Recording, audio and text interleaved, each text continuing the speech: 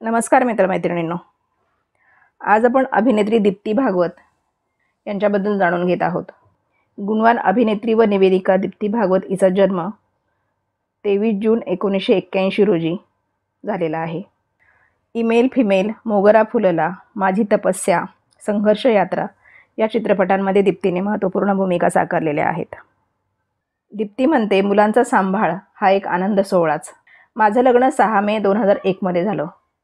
लग्नानंतर काही काळात पदवी मिळाली. माझ्या लेकीचा जन्म 2002 मध्ये झाला. तेव्हा माझं वय फक्त 20 वर्षांचं होतं. नुकतंच कॉलेज संपवलं होतं आणि लगेच आई होण्याची जबाबदारी माझ्यावर आली. कॉलेजच्या काळात मी बऱ्याच एकांकिका आणि नाटकांमध्ये भाग घेतला होता. अभिनयाचं वेड लहानपणापासून होतं. मात्र लेकीच्या जन्मानंतर खऱ्या अर्थानं माझा प्रवास मालिकांमध्ये आणि चित्रपटांच्या क्षेत्रात सुरू झाला. आईपणाची जबाबदारी सांभाळत मी माझ्या अभिनयाच्या स्वप्नांचा पाठपुरावा केला. माझी आई घराजवळ राहत असल्यानं तिचा खूप मोठा आधार होता मला. मुलीला आंघोळ घालणं, मालिश करणं आणि बाळाला जे काही देऊ शकतो ते देणं यातच माझा वेळ जायचा. त्यामुळं माझ्या मुलीच्या लहानपणीचे खूप सुंदर क्षण माझ्यासोबत आहेत. माझ्या मैत्रिणी पदवी पूर्ण करून पुढील शिक्षणासाठी प्रवेश घेत होत्या. त्यांना पाहून वाटायचं की त्यांच्या तुलनेत माझ्यावर किती मोठी जबाबदारी आहे. आई होण्याच्या प्रवासात मी अनेक गोष्टी शिकले आणि या अनुभवांनी माझं जीवन अधिक समृद्ध केलं. माझ्या लेकीच्या जन्मानंतर खऱ्या अर्थाने माझ्या करिअरची सुरुवात झाली. माझ्या मुलीचं नाव जुई. जुई 1.5 वर्षाची झाल्यावर मला गाणे तुमचे आमचे या कार्यक्रमासाठी निवेदिका म्हणून निवडण्यात आलं. त्याचं चित्रीकरण हैदराबाद रामोजी फिल्म सिटीमध्ये होणार होतं. हा प्रोजेक्ट घ्यायचा की नाही यात द्विधा मनस्थितीत मी होते. तेव्हा माझ्या आईने मला सांगितलं, तू काळजी करू नकोस, लेकीची काळजी आम्ही घेऊ. त्याहूनही महत्त्वाचा प्रश्न असा होता की बाबांची बदली गोव्याला झाली होती आणि आईबाबा तिथेही राहत होते. मी माझ्या लेकीला घेऊन गोव्याला गेले. आईनं मला प्रोजेक्ट करण्यासाठी आग्रह धरला आणि मी तो स्वीकारला देखील.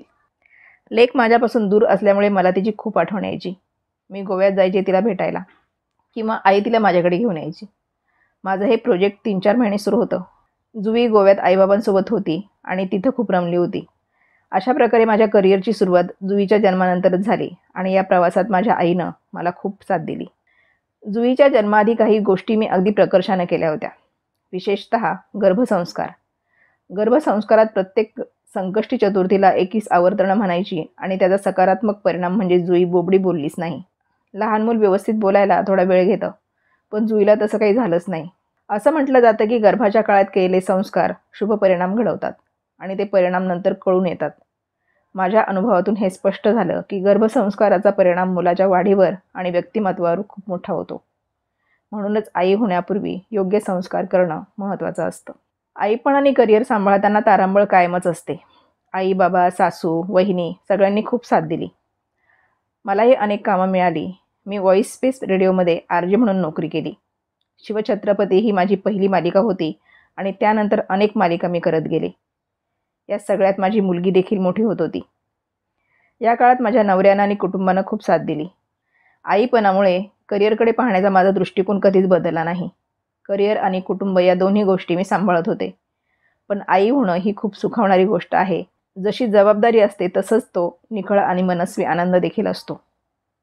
आपल्या मुलांना मोठं होताना बघणं, त्यांच्या प्रगतीत आपलं बालपण पाहणं हा खूप आनंद देणारा सोहळा असतो असं मला वाटतं.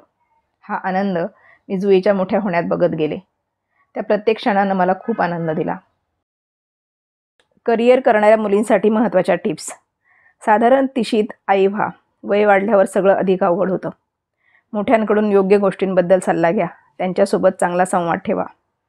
गर्भसंस्कारासाठी योगासनं करा, जी डिलिव्हरी नॉर्मल होण्यासाठी उपयुक्त ठरतात. करिअर करताना आईपणाची मजा अनुभवायला विसरू नका. संघर्ष यात्रा या चित्रपटामध्ये पंकजा मुंडेंची भूमिका श्रुती मराठे यांनी साकारली होती, तर प्रज्ञा मुंडेची भूमिका दीप्ती भागवतने साकारली. दीप्ती उत्कृष्ट गायिका असून तिने मराठी सारेगमपमध्ये सेलिब्रिटी सिंगर म्हणून पार्टिसिपेट केलं होतं.